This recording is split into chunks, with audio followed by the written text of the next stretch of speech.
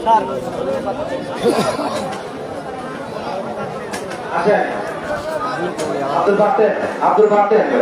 একসাথে থাকার জন্য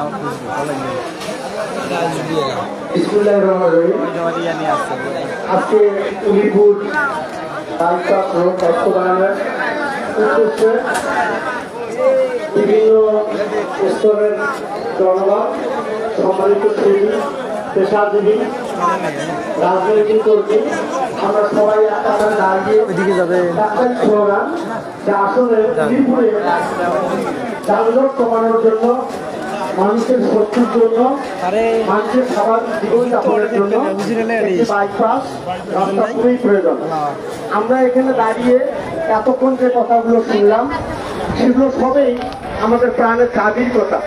আমরা জানি কোনো ভালো কাজ করতে গেলে কোনো না কোনোভাবে কোনো ব্যক্তির, কোনো গোষ্ঠীর স্বার্থে লাগে, আর এই স্বার্থের কারণে তারা হয়তো অন্ধ হয়, কিছু খরচ করে, কিছু তারা লেখালেখি করে, তাদের ব্যক্তিগত লোক দিয়ে তারা চেষ্টা করে। কিন্তু আমরা আজকে একটাই প্রমাণ করতে পেরেছি এখানে যে আমরা কোন মতের, কোন দলের হই, কিন্তু আমাদের কিছু স্বার্থে, যে স্বার্থগুলো আমাদের সার্বজনীন, সে স্বার্থের জন্য আমরা এক কাতারে দাঁড়িয়ে আজকে এই স্লোগানটা তুলতে পেরেছি।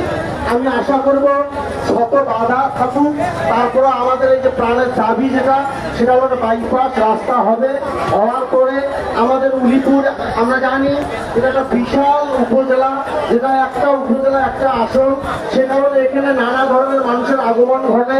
গ্রামগঞ্জ থেকে শুরু করে, শহর থেকে শুরু করে এখানে মানুষ আসে। এই মানুষগুলো তাদের স্বাভাবিক ব্যবসা বাণিজ্য করতে পারে না, তারা এক জায়গা থেকে আরেক জায়গায় যাওয়ার জন্য অনেক সময় লাগে।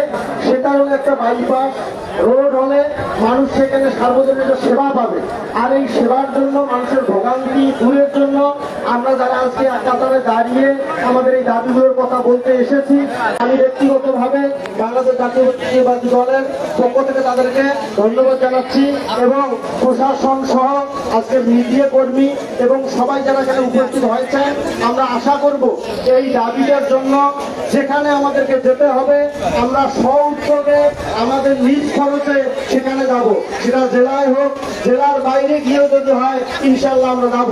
আমাদের প্রাণের দাবি বাইপাস রোড হোক, ভোগান্তি দূর হোক। ধন্যবাদ সবাইকে।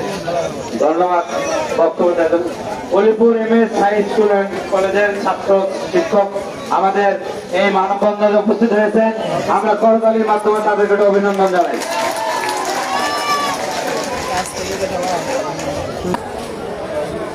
আমি প্রিয় উপস্থিতি আপনাদের দৃষ্টি আকর্ষণ করছি, গণমাধ্যম কর্মী ছাড়া ভিতরে অন্য লোক না থাকার জন্য বিনীতভাবে অনুরোধ জানাচ্ছি।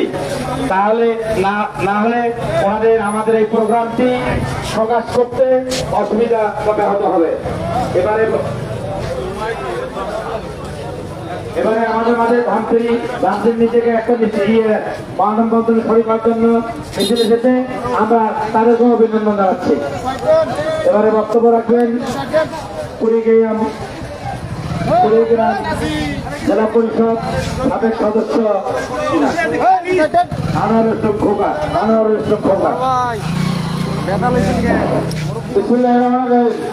সম্মানিত উপস্থিতি, আসসালামু আলাইকুম। কিন্তু হয়তো চলে আদাব কোন ষড়যন্ত্র